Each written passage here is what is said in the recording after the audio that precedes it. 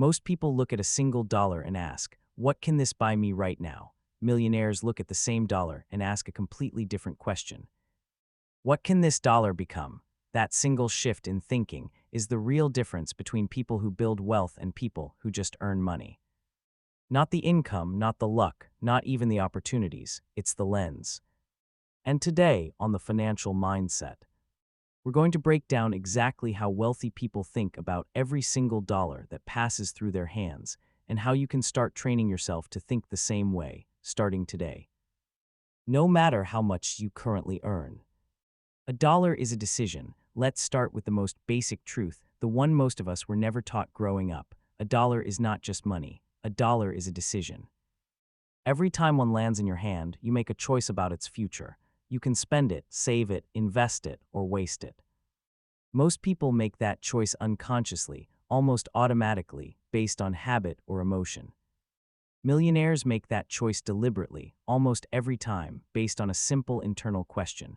Does this dollar work for me, or does it just disappear? Think about the last time you got paid. What happened in the hours after that money hit your account? For most people, there's a subtle psychological shift. The money feels available. It feels like permission to spend. A new pair of shoes, a nicer dinner, an upgrade you didn't really need but suddenly feels justified because, hey, you just got paid. This isn't a character flaw. It's human nature, and marketers spend billions of dollars exploiting exactly this moment, but millionaires have trained themselves to interrupt that impulse. Before a dollar gets the chance to feel spendable, they've already assigned it a job.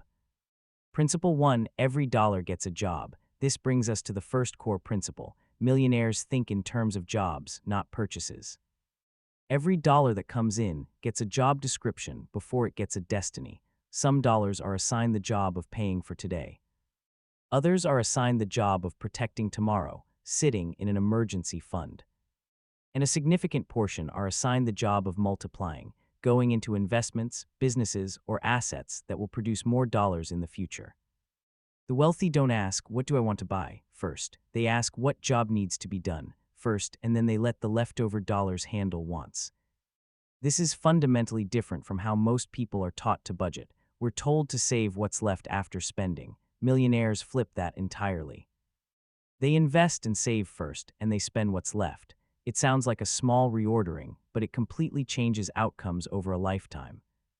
If you wait to save until after you've spent, there's almost never anything left, because expenses have a way of expanding to fill whatever space they're given. But if saving and investing happen first, automatically, before you even see the money as available, your wealth grows on autopilot, regardless of willpower. Principle 2: protecting money beats chasing it. Here's the second principle, and this one might surprise you. Millionaires actually spend more time thinking about losing money than making it. This sounds counterintuitive, especially in a culture obsessed with hustle and growth. But ask any wealthy person you know, and you'll find they spend an enormous amount of mental energy on protection, insurance, diversification, avoiding unnecessary risk, reading contracts carefully. Asking questions most people are too embarrassed to ask. Why? Because they understand a brutal mathematical truth. Losing 50% of your money requires a 100% gain just to get back to even. Protecting capital is not boring. It's strategic. The wealthy aren't reckless risk-takers chasing lottery ticket outcomes.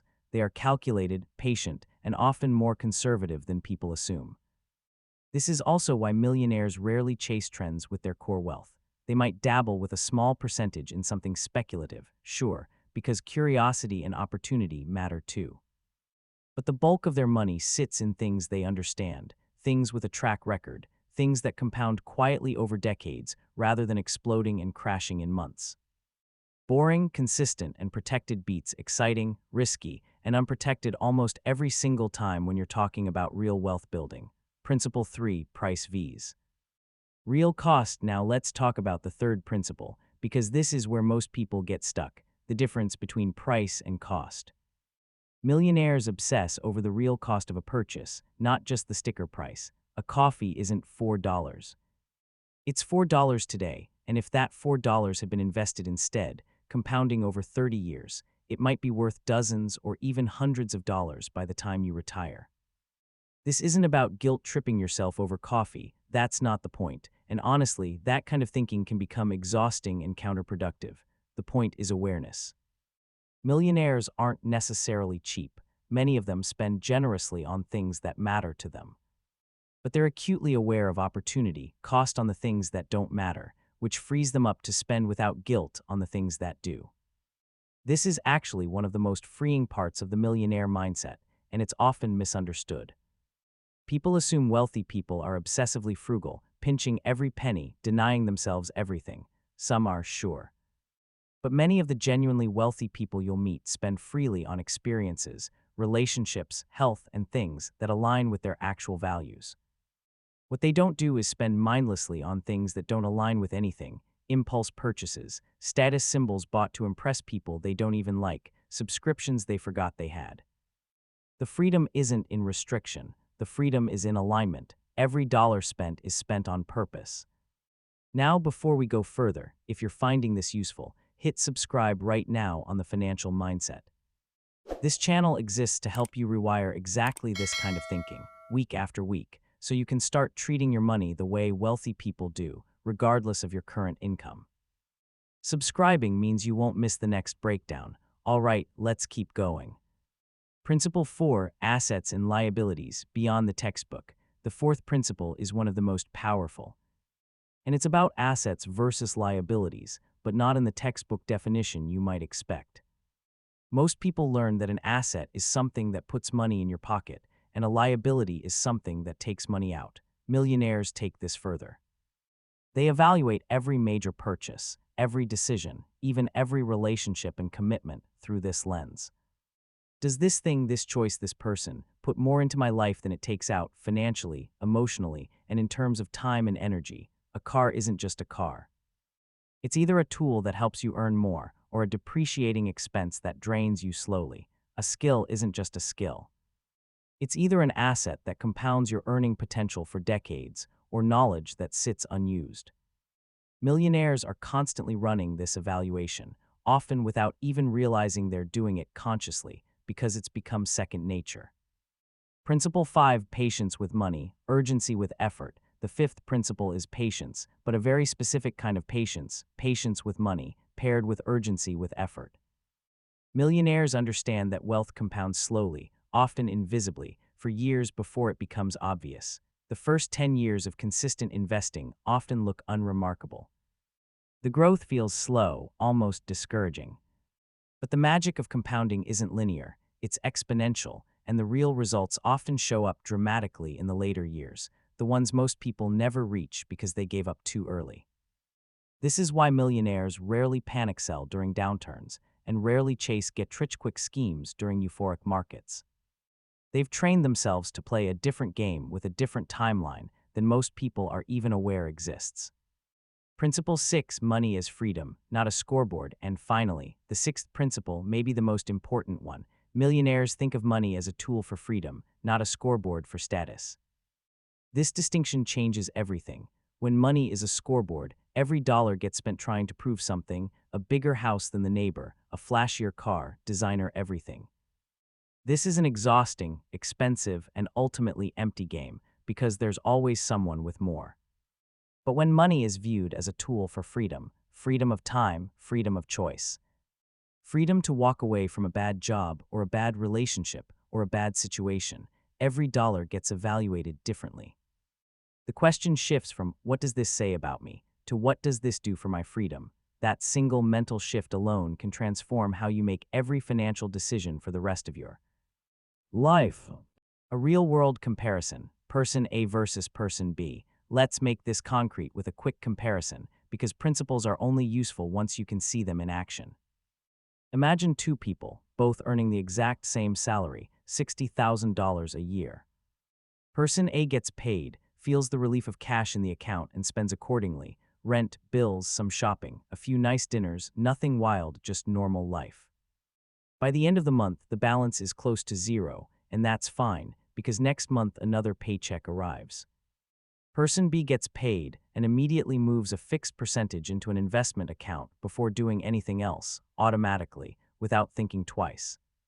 The rest covers bills and a comfortable, intentional lifestyle. On paper, both people seem to be living similar lives, both have a roof, food, a social life, maybe a vacation once a year. From the outside, you genuinely couldn't tell them apart, but 10 years later, the gap becomes enormous.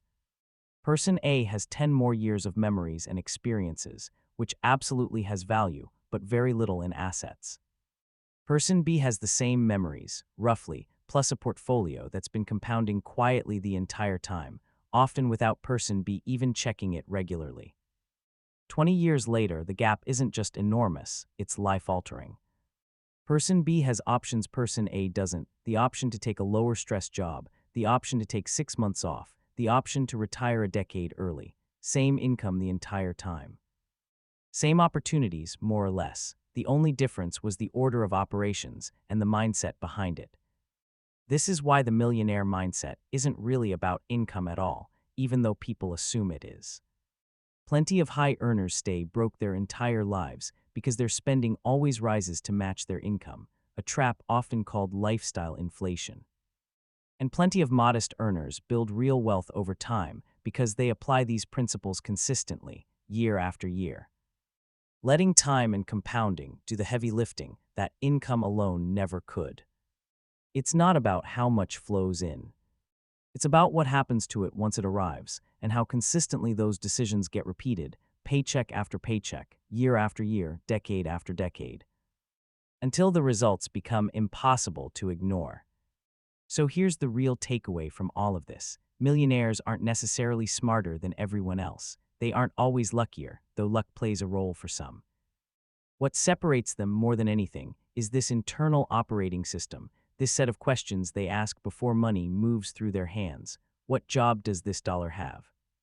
What's the real cost, not just the price? Does this protect or expose me? Is this an asset or a liability in every sense of those words? And ultimately, does this dollar move me toward freedom or away from it? You don't need a finance degree to start asking these questions. You don't need to be wealthy already to start thinking this way. In fact, thinking this way is usually the prerequisite to becoming wealthy, not the result of it. The mindset comes first. The money follows. If this video shifted even slightly how you see your next paycheck, that's a win. Drop a comment letting us know which principle hit hardest for you, and we'll see you in the next one right here on the Financial Mindset.